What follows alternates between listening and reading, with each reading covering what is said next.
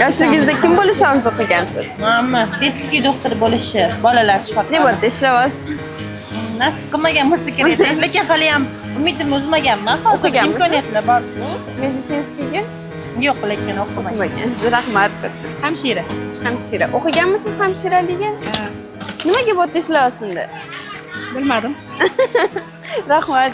Vaqtida kevap, tikuvchi bo'lib qoldim. Tikuvchi bo'lishni orzu qilganmisiz? O'qiganmisiz tikuvchilikka? Yo'q, o'qimagan, hali Mariya Lopes kinovini ko'rib havas qilgan. Ha, bu yerga qanchadan beri ishlayotgan? 1 yildan o'tdi. 1 yil bo'ldi ishlayotgan. Rahmat. Bankda ishlash qolardim. Bankda? Hozir o'qiganmisiz bankirlikka?